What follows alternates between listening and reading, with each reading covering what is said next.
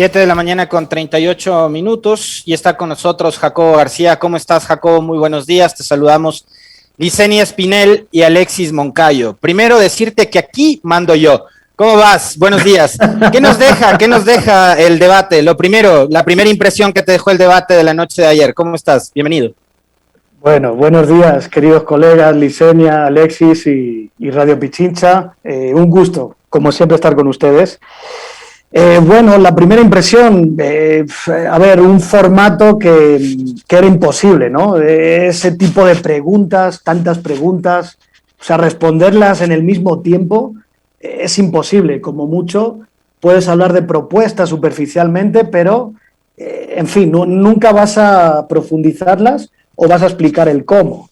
Dicho esto, quiero ser justo también, aunque el formato hubiera sido otro, seguramente los candidatos hubieran llevado las respuestas a lo que vimos ayer. ¿Y qué es lo que vimos ayer? Pues yo siempre digo, una segunda vuelta, y por lo tanto un debate en una segunda vuelta, es el arte del contraste, de simplificar los términos, de crear los términos más favorables a tu contienda, a tu posicionamiento, y contrastar con lo que representa la otra persona. Así que creo que lo que vimos ayer fue eso, más bien un contraste, etiquetas, ataques entre los dos, independientemente del formato, de los temas y las preguntas, diría yo. Es decir, Jacobo, el formato como tal impidió que todos los ciudadanos, que los electores, sobre todo los indecisos, puedan descubrir algo más en los candidatos, algo más de lo que ya obviamente se conoce. No permitió que se pueda salir del enfrascamiento de correístas y anticorreístas. ¿Es el formato? ¿Es que los candidatos no estuvieron lo suficientemente preparados? No, creo que es todo. Sí, por eso digo, quiero ser justo, no es que todo es la culpa del CNE, pero creo que el formato dejó mucho que desear. Para un verdadero debate o contraste de ideas, de propuestas, creo que dejó mucho que desear. Dicho esto, por eso decía antes, yo estoy seguro que igual ellos hubieran ido con su libreto, porque esto es, pues bueno, las estrategias, ¿no?, de campañas electorales, donde siempre de lo que se trata es de crear tus propios términos del debate, traer hacia ellos al contrincante y sobre todo lo que yo el arte del contraste, ¿no? Entre otras cosas, y aquí también hay que reconocer algo, por mucho que hubiéramos tenido una discusión programática de propuestas, súper técnica e informada, creo que finalmente el resultado en la población hubiera sido muy similar. La gente no cree en las propuestas o por fuera de los simpatizantes duros, y tampoco, ¿cómo les diría yo? No vivimos un clima muy favorable a hablar de esto, porque además, cierro la idea, esto ya es una fractura vieja, lo de correísmo-anticorreísmo, la mayor parte de la gente ya más o menos tiene construido el imaginario de qué representa uno y el otro, y por lo tanto, por mucho que empieces a hacer propuestas ahora, es como que ya no lo retienen, no lo creen o no se enganchan a ese tipo de discusión o conversación los ciudadanos. Creo que en lo del formato coincidimos absolutamente. Bastante nocivo, terminó incluso hasta contaminando y restándole tiempo al debate. Jacobo, tú te referías al tema de las descalificaciones y el ataque. ¿Crees que eso le pudo haber beneficiado a uno y a otro? Y te voy a hacer la pregunta típica después de estos ejercicios en elecciones. ¿Hubo un ganador? Yo creo que no podemos decir que hubo un ganador, por diferentes razones. A ver, primero, yendo al debate en sí, tratando de analizar lo más objetivamente posible, incluso hasta de manera técnica, si quieres, ¿no?, desde la oratoria y otras cosas, creo que estuvo igualado. O sea, fue un debate de nivel bajo para mí, creo yo, pero dentro de esto estuvo igualado. Yo creo que Arauz en economía y salud dominó la conversación, le trajo siempre a Lasso a donde él quiso y puso muy claros los términos y la etiqueta, ¿no? Que Lasso es la élite, el privilegio, el responsable de Moreno, y ahí aprovechó un tema de coyuntura crucial, que es el tema de las vacunas, ¿no?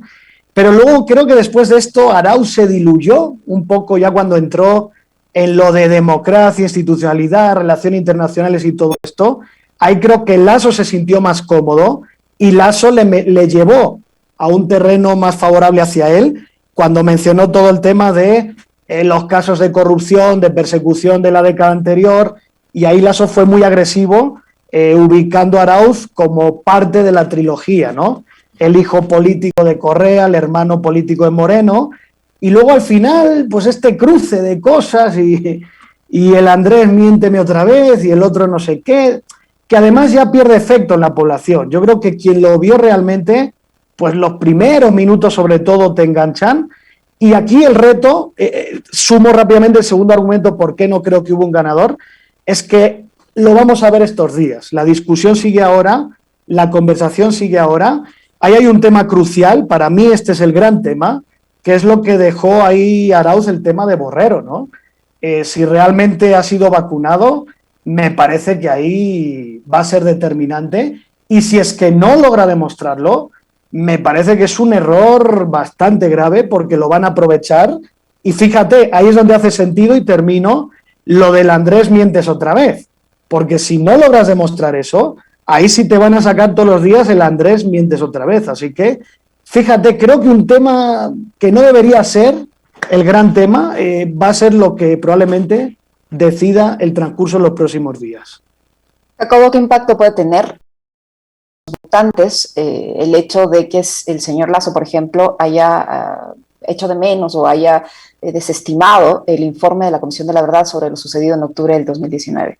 Porque ese segmento de la población que se vio afectada por esta situación, yo creo que apoyaba en su primera instancia al señor Yacu Pérez, al movimiento Pachacuti, que está ahora siendo parte de este grupo de indecisos. ¿Qué impacto puede tener esto?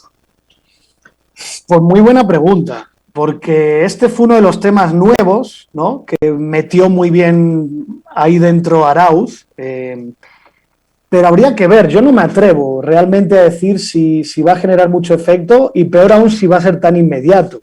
A ver, sí creo que por un lado no hubo una apropiación de Lasso del tema.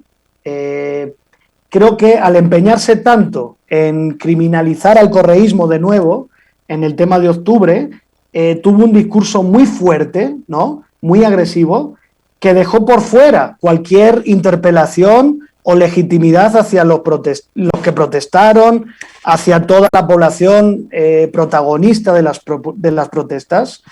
Pero bueno, si me apuran, ojo, yo siempre recuerdo esto, ese discurso de criminalizar al correísmo en octubre también lo hizo, ¿no?, parte del movimiento indígena, el propio Yacu, Salvador Quispe.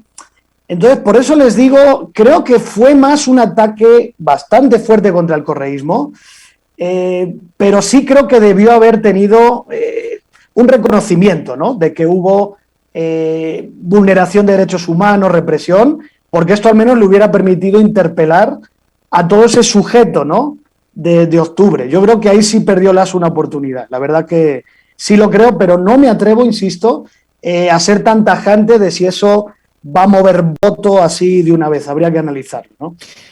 Ayer se habló de las propuestas, algunas muy interesantes de lado y lado, pero a mí me sigue quedando la inquietud sobre el cómo se va a hacer. Y eso creo que pasa hoy, pasó en la primera vuelta y pasará siempre, Jacobo, porque cuando eres candidato ofreces el oro y el moro a tus electores, pero no profundizas sobre el cómo hacerlo. Digamos, esto es parte de este ejercicio o, digamos, no sé, no lo dijeron porque por la falta de tiempo, por lo que decíamos hace un momento, el formato, el esquema, etcétera. Pues mira, muy interesante lo que comentas, porque yo diría una cosa, no es solo que falta el cómo, fíjate que hay una discontinuidad a la hora de hablar de las propuestas. Ayer no se habló del 1000 de una, Lasso tampoco habló de su famoso salario a las amas de casa y otras cosas que hemos escuchado en la primera vuelta. Se mencionó mucho menos temas como que si la dolarización, Venezuela, Lasso no habló que había que blindar el Banco Central. Es decir, no solo que no se logran demostrar o explicar las propuestas, sino que hay una discontinuidad en los cursos. Entonces, ¿por qué? Pues por lo que yo comentaba antes, yo creo que los dos apostaron a una batalla de contrastes, ni más ni menos, es decir, de dejar claro en esa contienda mi posicionamiento, quién soy yo, qué representa mi opositor y por qué eso es lo relevante, ¿no? Porque esos son los términos del debate que deberían simplificar la elección. Y creo que ahí se quedaron, no fueron a ver cuál era la propuesta más interesante. Tal vez señalo una cosa rápidamente.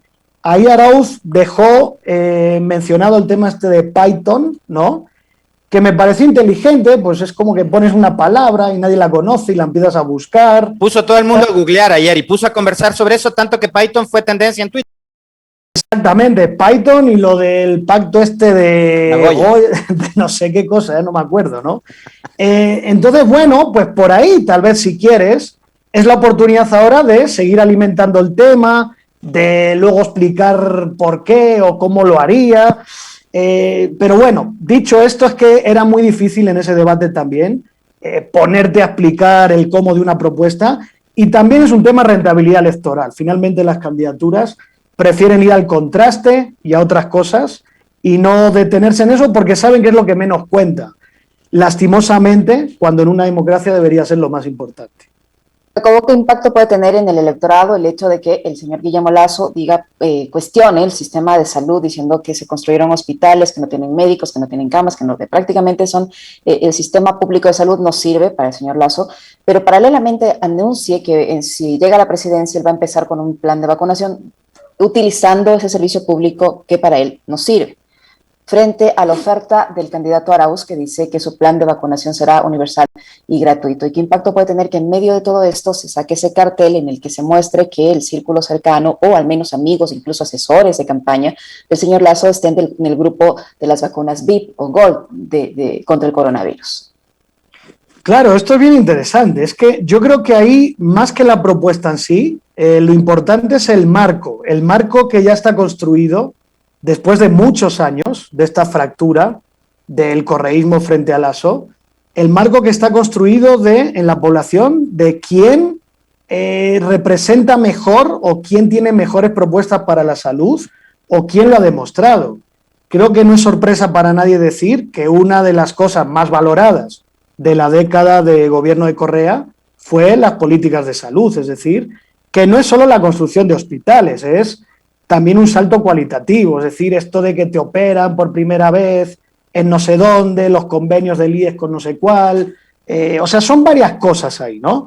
¿Qué quiero decir con esto? Que cuando ese marco ya está instalado, es mucho más fácil para Arauz manejarse en ese discurso y decir que él representa una política de salud para todos o la mayoría y etiquetar a Lasso como alguien que quiere privatizarlo o que no va a prestar atención a ese tema. El tema de Lasso, además, es que Lasso es contradictorio en estos discursos, porque en la primera vuelta hablaba, yo me acuerdo de un sistema de salud universal, gratuito, donde el Estado tenía toda esa atención cubierta, y ahora pues nos habla que sí, que no, que hay que unir la gestión privada con la pública, hay que suministrar medicamentos a los hospitales. Entonces, cuando hay esta contradicción o esta falta de consistencia en el discurso, pues es más fácil que tu rival te etiquete donde él quiera. Y el tema de los vacunados, vale más eso, es más importante eso, que cualquier discusión de 3 horas sobre el sistema de salud. Es decir, finalmente, ¿cuál es el mensaje ahí? Hay unos señores que la salud la tienen para su privilegio y no les importa el resto. Así que ahí, inteligentemente, Arauz se agarró para decir que Lasso representa un modelo y sus amigos de privilegio para unos cuantos y él representa un modelo de mayoría para los demás, como está instalado en el imaginario ciudadano. Entonces, la presencia de Moreno, Jacobo, a Andrés Arauz y al correísmo, porque fue con ellos quienes ganó la elección del 2017, o a Lasso, con quien el correísmo dice que Moreno ha cogobernado a partir de aquella reunión con los banqueros entre junio y julio del 2017. Y recordemos también varios episodios, ¿no? Lasso en un par de ocasiones se refirió, en una, al viraje ideológico del gobierno de Moreno, y por otro, a la importante presencia de María Paula Romo, quien su bancada defendió en la asamblea y de quien dijo era su puente para dialogar con el presidente Moreno. Bueno, a ver, yo creo que esto ha sido la madre de las batallas durante 4 años, si me apuran, ¿no? Y yo creo que a estas alturas ya está muy posesionado en la población Para los que creen que Moreno traicionó y gobernó con la banca y las élites y demás, creo que eso ya está posicionado. Y para los que creen lo contrario, que Moreno es producto de Correa y no sé qué cosa y que cogobernaron, también está muy instalado. Creo que esto es un tema muy marcado en la fractura correísmo-anticorreísmo, pero que igual la tuvieron que agitar ayer porque va a ser uno de los temas. ¿Esto te permite venderte como el cambio o no el cambio? Es decir, si te achacan ser el culpable de los 4 años que hemos vivido, pierdes la capacidad de venderte como cambio, como renovación, como la esperanza de algo nuevo. Entonces, es una batalla que siempre la van a tener ahí, porque por más que no mueva tal vez tanto voto o tanta cosa, es fundamental, es un ancla, creo yo, para la segunda vuelta, para el discurso, para las propuestas y para todas las narrativas en general. Lo que yo diría, para cerrar la idea, es que me parece que es más creíble el relato del correísmo, o sea, tiene mayor evidencia y mayor credibilidad en la población, pero Lasso igual lo va a seguir usando porque lo necesita de alguna forma para seguir vendiéndose como el cambio y no puede, o sea, él no puede nunca regalarle o reconocer lo que le está achacando el correísmo. Entonces, insisto, es como algo que siempre tienen como ancla y donde le tienen que cargar el muerto al otro, porque si no, si alguien logra posicionar mayoritariamente que ha cogobernado con Moreno o es el responsable Moreno, pues está fregado. Así que, en fin, es un tema que siempre va a estar ahí presente, creo yo. Jacobo, ¿qué impacto o qué va a tener en el tema económico, por ejemplo, que el señor Lasso siga achacándole al candidato Arauz que él puede hacer de Ecuador una Venezuela, que él va a desdolarizar, y el hecho de que Arauz le diga al señor Lasso que él no invierte acá, que él tiene sus recursos en Panamá, que si cree en el país porque no invierte en el Ecuador, que él va a poner el dinero en el bolsillo de los ecuatorianos y que Lasso le diga que si van a ser dólares de humo o cosas así. ¿Qué impacto puede tener ese tipo de confrontación o de propuesta, si se puede llamar así? Bueno, de nuevo yo creo que eso ya está muy posicionado. Si me apuran, desde 2017, ¿no? La discusión iba en esos términos, es decir, Lasso hablaba de un modelo de libertad, de cambio, de inversión privada, extranjera, y el correísmo hablaba de la amenaza, ¿no? De que viniera a gobernar un banquero, que solo le preocupaba sus intereses propios, de su banco. O sea, yo lo que vi ayer es un poco reeditar eso bajo el nuevo momento. Fíjense una cosa, ¿no? Lasso le ha bajado mucho ya al tema Venezuela y desdolarización. Ayer, más allá del bloque donde se habló de eso, no le dio mucha importancia. Y esto es importante y lo conecto con la pregunta anterior que me olvidé responder una cosa.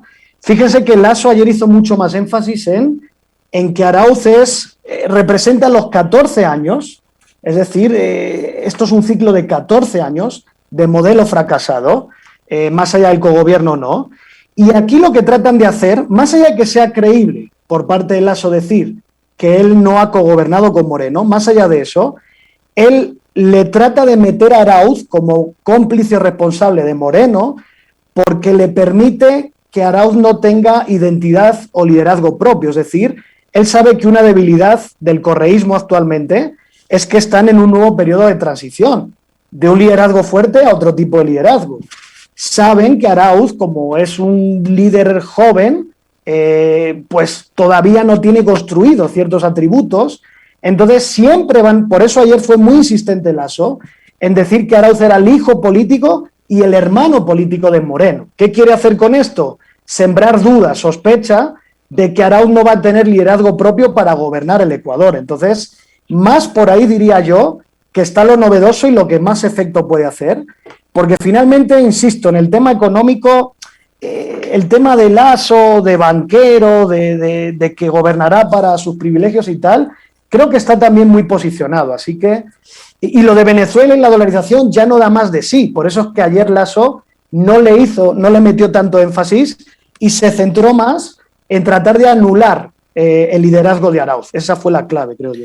Oye, Jacobo, hay algo que además no solo es de la campaña de Lasso, sino también de esa enorme plataforma mediática en la que están canales, periódicos, portales digitales y demás, que han tratado siempre de no golpear la imagen de Lazo, de lavar también su imagen del pasado, pero que ayer Andrés Arauz, con una palabrita, lo vinculó con los peores episodios de nuestra historia democrática, ¿no? Le dijo, usted estuvo con Maguad, Maguad se cayó, y bueno, el gobierno de Maguad provocó el feriado bancario, ahí nace la dolarización y demás, pero como una medida desesperada. Usted estaba ahí, es un salado.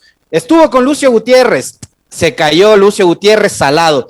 Ahora es aliado de Moreno, el país está hecho un desastre, es un salado. Eso, digamos, en contraste con lo del Andrés, no mientas otra vez, ¿cuánto efecto puede tener en la población? Sí, esa etiqueta que puso Arauz me pareció novedosa, me parece que, a ver, porque esto ya es ir más allá de decir eres banquero, ¿no? Es decir, el debate comenzó así, Arauz rápidamente le puso la etiqueta de banquero, porque esto te permite ya en los términos del debate decir, él es banquero, es decir, gobierna para unos privilegiados, unas élites, pero algo muy inteligente que hizo Arauz fue esto, meter a Lasso ya no solo como banquero, sino como lo viejo, es decir, lo viejo asociado siempre a las élites y al poder. Es decir, no quedarse solo en banquero, feriado bancario, bla, bla, bla, sino banquero que además ha estado en todos los peores gobiernos que ha habido en la historia, con malos resultados, y de esta forma lo que hace es quitarle la etiqueta del cambio a Lasso, es decir, Lasso trató de venderse como el cambio de nuevo, ubicando a Arauz como lo mismo de 14 años y bla, bla, bla, pues lo que hizo Arauz es quitar ese imaginario de cambio a Lasso, metiéndole no solo en el cogobierno de Moreno, que creo que eso lo hizo muy bien también, aunque pudo aprovecharlo mejor, sino metiéndole en los 3 o 4 gobiernos en los que ha estado. Así que eso sí que creo, el efecto es muy difícil responderles, hay que ver en estos días, hay que medir ese 40% de Yacu y Hervás, pero creo que esto sirve para ponerle limitante al otro, es decir, para que no crezca en el cambio, en los segmentos así flotantes. Me parece que ayer se etiquetaron mutuamente con bastante inteligencia para limitarse, ¿no?, dentro del espectro del cambio. Eso sí me pareció novedoso. Jacobo, considerando que atiende ese tipo de eventos como los debates, ¿usted cree que el resultado, las conclusiones, van a modificar en algo la intención de voto de este grupo que atiende los debates y que podría ser quien se incluye entre los indecisos? ¿Usted cree que va a modificar en algo para uno u otro candidato? Seguramente no de manera inmediata, es decir, si corremos alguna encuesta en estos días, me atrevería a decir que no creo, la verdad. Pero, insisto, el tema de un debate hoy en día es que no es solo el durante, esto sigue, el debate sigue, es más, diría que recién ahora se abre el postdebate o sigue el debate, y si me apuran, a veces es más importante el después que el durante, es decir, ¿qué es lo que vas a contar tú ahora de lo que fue el debate? ¿Qué partes vas a mostrar? ¿Dónde te fue mejor? ¿Dónde metes esa conversación? Desde los memes hasta las pastillas de videos. Yo creo que lo importante viene ahora, queridos colegas, porque los espectadores como tal, bueno, no he visto las cifras, habrá que ver rating, aunque hoy en día luego tienes también las redes sociales, cómo mides esos ratings diferentes, es complejo, pero insisto, más allá de quién lo vio, hay que ver sobre todo la conversación que se genera después, o si alguna acusación, término, etiqueta y demás que se puso ahí, tiene efecto en los próximos días. Cierro con algo que me parece lo fundamental, que es la acusación al señor Borrero, es decir, si lo que dijo Arauz ayer se comprueba y es verdad, el tema de las vacunas va a seguir en la agenda, va a seguir durante esta semana y probablemente hasta el final, y si se comprueba que hay ahí gente ya cercana a Lasso, me parece que va a ser un tema que puede ser decisivo, la verdad, más decisivo que el resto del debate y todas esas cosas, me parece. O sea, está Durán Barba, que es uno de los asesores, y está Carlos Larreategui, canciller de la UDLA, que también ha actuado como uno de los academia más cercanos a Guillermo Lasso. Yo hace unos minutos en el comentario recordaba que desde este centro universitario se le entregó un doctorado honoris causa hace algunos años atrás a Guillermo Lasso. Hay otra pregunta que no responde a tiempo Guillermo Lasso y que es de entrada, me parece que es un golpe muy duro de entrada, Jacobo, y que quisiera también que tú lo comentes brevemente, es de cuando Arauz le pregunta si usted está en esa condición, pone por delante el beneficio de su banco o el beneficio del país, y Lazo no le responde, empieza a hablar del tema agrícola, y después de una hora vuelve a esa pregunta como diciendo, creo que la fregué al torearla. Y por otro lado, quisiera que me digas, ahora que faltan 20 días todavía para la elección del 11 de abril, quizás este debate tenía que haber sido organizado un poco más cerca del día de la elección, ¿o no? Esas dos cositas.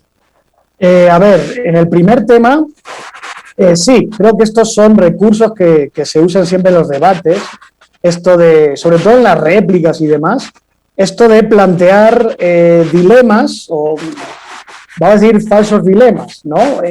Hablando como recurso, ¿no?, de la retórica que usan los candidatos para poner en aprietos al otro. Y además son muy efectivos porque como no se lo espera al otro, a veces tienen como la orden de decir no respondas, no te metas en donde te quieren llevar, pero hay veces que al no hacerlo estás generando la duda, como dice Alexis, sobre este mismo tema. Luego respondió, pero por eso digo, fíjense lo importante que es las redes sociales y el después del debate. Si yo me quedo con ese momento donde Arauz pregunta y Lasso lo torea y no responde, la gran mayor parte de gente que no ha visto el debate, si tú viralizas eso bien, se va a quedar con la idea de, claro, obvio que no responde, pues si le interesa al banco, es banquero, ¿no? Entonces, así es como vas generando golpes de efecto en los debates y en el después, pero cierro otra cosa, o sea, habría que ver también qué tan novedoso es esto, porque yo insisto, o sea, la imagen de banquero, de líder que está preocupado más del banco y de las élites que de los ciudadanos, también ya está muy instalado, ¿no? Entonces, a veces el efecto de eso no es tanto tratar de que se extienda en la población, sino que durante el propio debate son como recursos para distraer al contrario o hacer que entre en tu cancha y distraerlo después en el debate. O sea, habría que ver si el objetivo era más por fuera del debate o dentro del debate para descolocarlo, porque esto se usa mucho, es decir, le planteas dilemas o preguntas que el propio candidato piensa, ¿qué hago? ¿Respondo o no respondo? Entonces, por ahí es donde está más el recurso. Y la otra pregunta, perdón, Alexis, ¿era? Te preguntaba sobre los tiempos. Faltan 20 elección, quizás hubiese sido más conveniente que esto se desarrolle en el último tramo, quizás una semana antes, no sé. Bueno, no tengo una respuesta. A ver, tal vez no una semana antes. Yo sí creo que hay que dejar 2 semanitas por lo menos para correr. ¿Por qué? Por lo que digo, porque siempre después de ahí se va a generar conversación, es la oportunidad de enganchar a la población en temas que no se ha logrado antes. Yo llevo diciendo durante un mes que veo mucha dispersión de temas, de campañas, de agendas, de actores, y que veo una segunda vuelta entre apática y a la vez un poco desconectada o con temas que no terminan de cuajar. Entonces creo que el debate, la oportunidad que da a la población y a los candidatos es de poner en el centro de atención la discusión, ¿no?, de la segunda vuelta. Entonces creo que sí es positivo después de eso al menos dejar rodar 2 o 3 semanitas, porque en una semana es como que puedes cambiar algo, pero se atropella todo en los últimos días, en fin, me parece que 2 o 3 semanas sí, a priori creo que sería lo correcto. Para finalizar, sé que tiene otro compromiso, yo le pido una respuesta rápida. Hemos visto en las últimas semanas a los candidatos una incursión fuerte en redes sociales, tratando de acercarse, creo yo, a la juventud. El señor Lasso vistiendo como jovencito, como un adolescente, el señor Arauz con las mascotas, con la familia. ¿Está bien enfocada la campaña en redes sociales o deben enfocarse mejor? Y no olvidar también la campaña tradicional, que es los recorridos, los mítines, que permitidos obviamente dentro del tema de la emergencia sanitaria. ¿Qué opina usted al respecto? Sí, creo que desde ahí tratan de interpelar, a ver, dentro del electorado de Yacu Hierbas, a ese electorado que, como tú mencionas, más joven urbanita, ¿no?, más conectado a redes. Y bueno, pues la pregunta es ¿cómo haces para conectarte con ellos? Y ahí, a ver, un poco, no sé si es ¿no? Tal vez lo usan como medio para llamar la atención, para generar conversación, y a partir de ahí el reto es siempre cómo lo vas alimentando por otro lado, o vas sumando elementos a la discusión. Es decir, quien crea que por hacer un TikTok o hacer no sé qué cosa de mascotas y tal, le está hablando a los jóvenes, pues yo creo que está equivocado, ¿no? Se trata de... Eso es todo un paradigma para mí, es decir, se trata de entrar desde la horizontalidad, de escuchar, de hablar, de proponer, de participar, de interaccionar, del protagonismo colectivo. Entonces yo diría que no veo todavía todo ese paso en ninguna de las dos campañas. No sé si es posible hacerlo o si es posible hacerlo con el éxito de Hervas, porque finalmente Hervas era un personaje que daba para ello, es decir, él mismo estaba dispuesto, manejaba bien eso y era lo nuevo. Entonces es muy fácil venderte como lo nuevo, pero claro, un Lasso que tú ya conoces, pues no sé, pues es otra historia, ¿no? Y finalmente lo que has dicho, Licenia, es decir, una campaña, ojo con esto, ¿no? Son tres frentes siempre, está al aire, medios tradicionales, periódicos, prensa, televisión, bla, bla, bla, está en las redes sociales, y en redes sociales no es solo TikTok, es WhatsApp, es Facebook, etcétera, y está el tema territorio, y el territorio, yo siempre lo he dicho, en un país como este, en un clima como el actual, me parece que es algo fundamental. Y otra cosa, y dejo esto también como un consejo, creo que hoy en día las campañas son conectadas, es decir, el reto es cómo conectas las redes con el territorio y con el aire, es decir, no ver solo el TikTok como herramienta aislada, en plan voy a hacer un TikTok para hablarle a un joven, sino cómo preparo mi siguiente viaje a no sé qué lugar de territorio. O sea, la estrategia, no solo una publicación aislada. La estrategia y además integrada y conectada, es decir, que lo que yo haga en territorio lo pueda traducir también al TikTok. O el viaje que voy a hacer al territorio, yo prevea ya una serie de productos y mensajes para el TikTok, es decir, no compartimentar, como hace mucha gente, esto de ahora voy al territorio, mañana voy al TikTok y pasado voy a no sé dónde. Para mí, toda esta historia, obra de teatro y demás, va interrelacionada y quien mejor la aproveche, pues tendrá más éxito al relacionarlo todo, creo yo, ¿no? Muchísimas gracias, Jacobo, por su amable. tiempo y por la información. Siempre un gusto conversar con usted. No, un gusto, el gusto es mío, queridos colegas. Felicidades por el programa, que cuando puedo muchas veces lo veo, y sigan adelante. Nos vemos pronto. Un abrazo. Abrazos. Muy amable, muchas gracias, Jacobo García, analista político. 8:10, Alexis. Tiempo de hacer una rápida pausa para ponerles en contexto y continuamos analizando el debate presidencial, pero desde el punto de vista económico. Vale, vamos.